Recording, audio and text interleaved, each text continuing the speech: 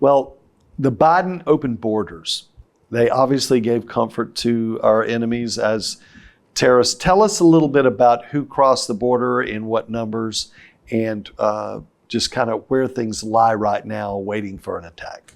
I'm going to start with that one. There you go. Okay.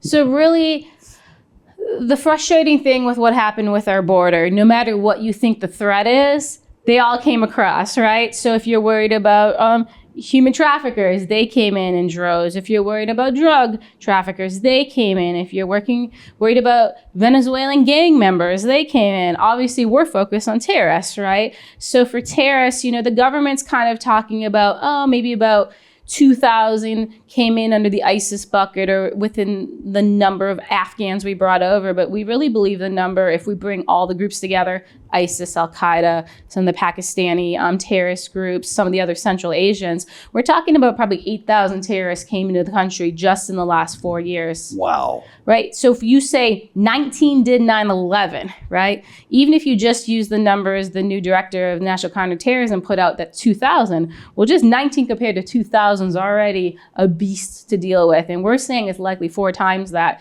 So we have a huge problem, and we need a government moving a lot faster against these terrorists and detaining them and, removing them from our country. This 8,000 number, has it been out there a while? Is that something you're kind of fielding? And I know the work you do is fluid. Right. And so is that 8,000 number something that's kind of new with the book or new information or what? So it's numerous things. So we got some numbers out of what ISIS is saying is here. ISIS says there's several thousand here. Obviously, we know the numbers that Al-Qaeda is saying they sent as attackers. We now know the numbers that at least Joe Kent, the new director, is saying are Afghans linked to terrorists, which weren't in our numbers, right?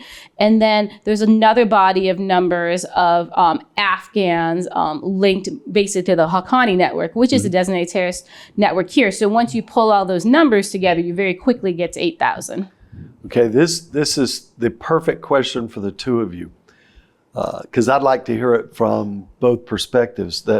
What are they doing right now?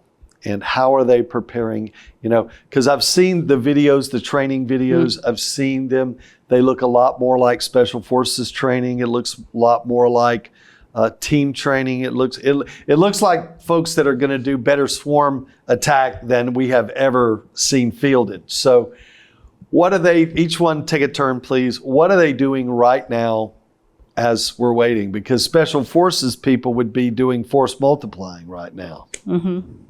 So they're doing exactly that. So they learned from us. There's a lot of people who fought in the GWAT, and they're used to fighting a unsophisticated, inferior enemy. That is not the new Islamic Army. They're very well trained, very dedicated, and very capable, and they're highly intelligent. So the facilities that they're using, or they use to train in, because a lot of them are already here, are the facilities that we left behind. So the state-of-the-art ranges that we used when we were deployed, they're using. The 360-degree ballistic shoot houses that we use to perfect CQB and explosive entry, they're training in. The multi-million-dollar classrooms that we used, they're training in. And you? Yeah, and then they learn from their own mistakes, right? It's not just our mistakes. So 2 key mistakes they learned from is there's only 2 ways their plots failed, right? One is the bombs didn't work, like they failed at them. The underwear bomber got moisture, he soiled himself. The shoe bomber got moisture in his shoe, right?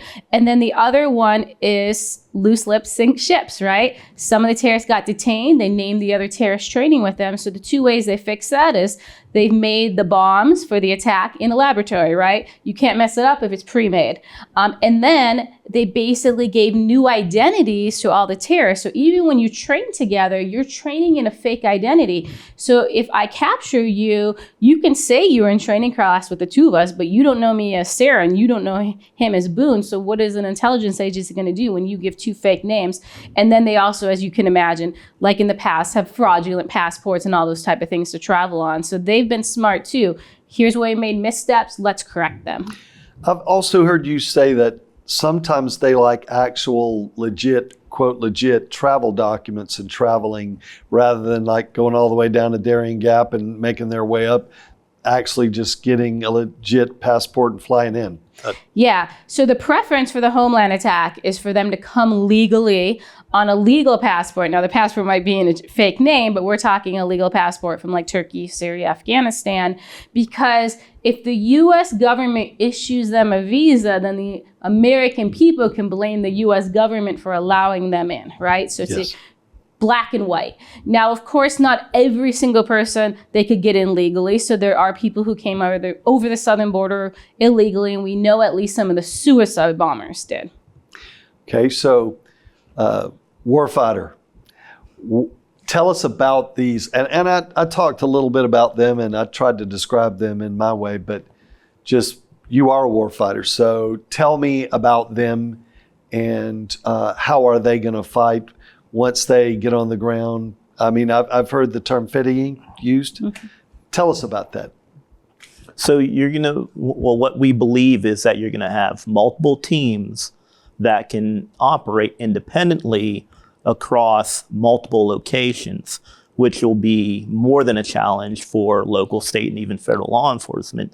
These teams, not only being well trained, they're going to be able to communicate well and coordinate multiple attacks simultaneously. But you mentioned like Fayadeen attackers, they're committed. Their resolve is they're going to fight and kill as many Americans as they possibly can until they are killed. So if one of them seems like they're surrendering, they're not. They're drawing you in, or they're going to draw in more first responders. If one detonates and first responders roll up into the scene, be wary of a follow-on attack.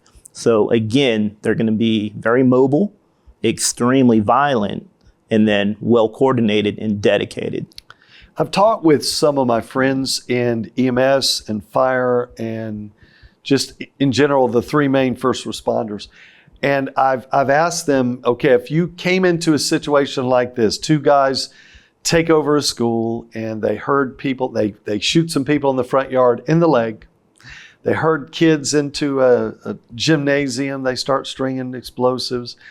In another part of the building, they set a fire.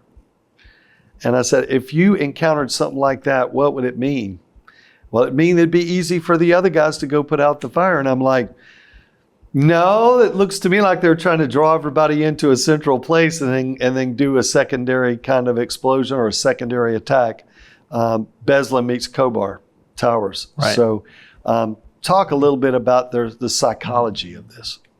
Yeah, I mean, there's multiple pieces to their psychology. One is they want the concept of sidelighting first responders, right? They want to take out first responders completely from the equation. So you feel alone, you feel nobody came to save you, you feel your government failed you, right? So there's multiple ways they can do this, of course. One is they have done some drills on hospitals, and that's why that's come up a few times. You know, another thing that they did in Israel is they directly went straight for and attacked the police stations. That was their first and immediate attack. And then another interesting thing they did in Israel is, and think about this in your own communities, there's only so many ways the first responders are coming in.